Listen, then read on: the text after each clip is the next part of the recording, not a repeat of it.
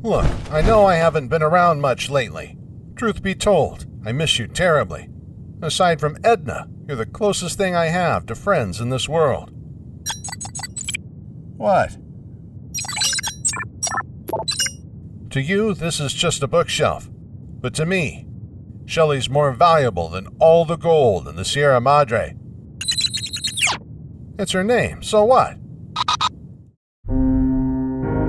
As a data procurement specialist, it has been my duty and privilege to catalog the Wasteland. It's what gives my life meaning, purpose. I do it for the Brotherhood, sure, but I also do it for the people. It's my belief that stories can literally save lives, and I want to spread my stories to as many Wastelanders as I can. Truth is, it's been rather difficult. I've been thrown out of bars from Reno to Dallas, from Diamond City to Vault City. I guess I just rub people the wrong way. One kid even drew something inappropriate on Edna while I wasn't looking. I won't lie to you. After a lifetime of rejection, I was tempted to just give up. But information is power. I'm determined to equip the inhabitants of the Wasteland with what it needs to fight back. Behold, the Wastelander's Codex. It's a collection of practically everything I've collected over the years. Think of it as a wasteland encyclopedia, filled with information on nearly every topic imaginable. The database itself is quite extensive. A wealth of history from both before and after the war. Poseidon Energy was incontestably the most powerful energy conglomerate on Earth prior to the Great War. I've also included some basic intel on the Wasteland's many groups and communities.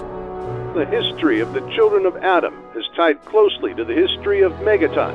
And I'm confident the bestiary section of my codex will prove useful when dealing with the Wasteland's more dangerous inhabitants. In China, Yao Guai was the name given to malevolent animal spirits, a suitable name for the creature that appears before you now. Knowledge is of no value unless you put it into practice.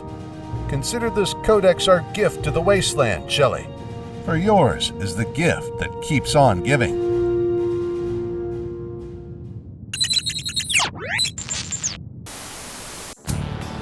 Hello Fallout fans, how you been? This update video was originally planned for September, but the people of the world can agree that nature's been a bitch lately. We had a Category 5 hurricane sent towards our homes. Luckily, we Floridians are pretty used to this kind of thing, so everyone chipped in with the cleanup, right down to some chainsaw-wielding nuns. So yeah, in celebration of our survival against nature, the guys and I have some exciting little tidbits of news, including an update on our up-and-coming fan project. First up though, in our continuing mission to bring the love of lore to the masses, the Storyteller team has recently partnered with Dante Modding and members of the Vault Wiki to bring Fallout its very own in-game lore codex. If you've ever played other popular RPGs like, say, Mass Effect or The Witcher, you'll know exactly what we're going for here. The ultimate goal is to create a fully voiced codex entry for every notable creature, faction, and location found in Fallout, with each entry being unlocked as you explore the Wasteland. The beta version of the mod is actually available today for Fallout 4, yours to download for only 500 Creation Club points.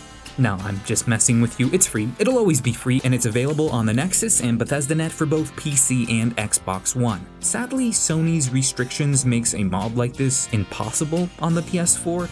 Sorry guys, if Sony ever decides to stop being a bunch of bitches about this, we'll definitely port it over to that console as well. Quick disclaimer, what's available today is the beta, so only the bestiary category of the codex is unlockable at this time. We have plans to steadily add more and more unlockable codex entries over time, so make sure to keep updates enabled on the mod. Links in the description. Alright, now, let's talk about Fallout Brotherhood.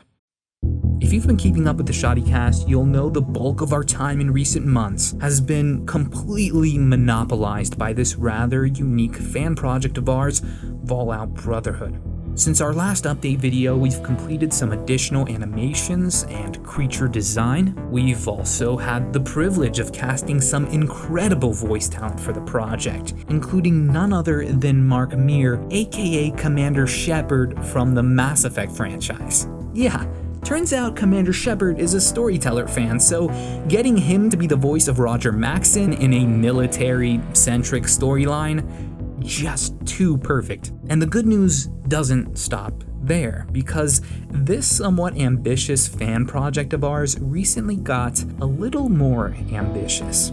Thanks to a flood of renewed interest after our last update video dropped, we caught the attention of enough people in the Fallout modding community to expand Fallout Brotherhood into a fully playable quest mod. Back in August, we released a detailed video on Patreon explaining all the specifics on this, but I'll just briefly recap here for everyone else without nerding out too much on the technicals.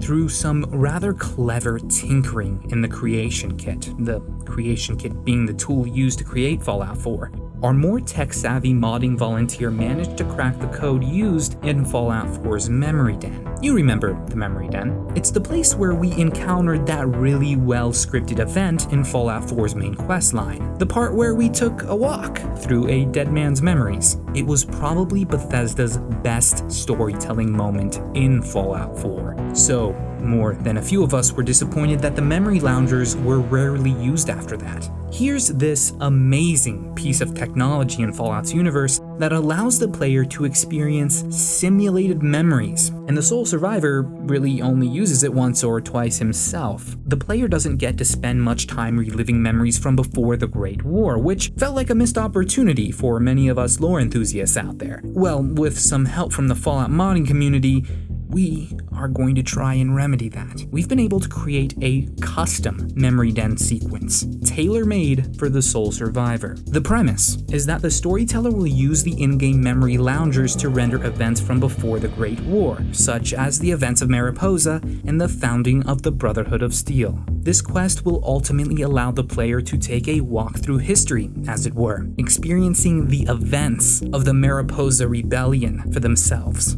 And the best part is that we're getting the mechanics of the simulation to work almost exactly like it does in the original Kellogg sequence. Making a playable version of Fallout Brotherhood is proving not only possible, but incredibly cool, since the work now being done on this project is a lot more involved than a basic machinima. Fallout Brotherhood will take much longer to roll out than we originally had planned for, but once the quest is finished, it'll be made available for both PC and Xbox One. If you're playing Fallout on PS4, don't panic. While your console of choice does not allow for these kinds of quest mods, we still have plans to release a movie version of the mod once it is finished. So yes, that's what's been going on with the Storyteller team behind the scenes, but enough about mods. Now that community modders like Anoctium have mostly taken the torch on Fallout Brotherhood, some of us on the Storyteller team suddenly find ourselves with a little free time on our hands, and rather than spend that free time with family or friends,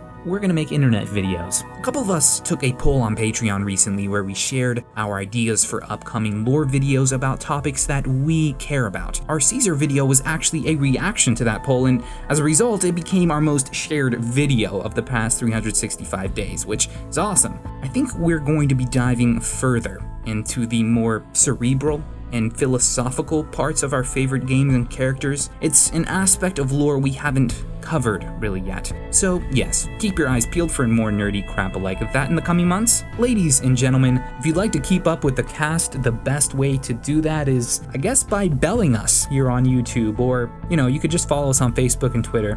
I've been Josh. Thanks for watching. We'll catch you later.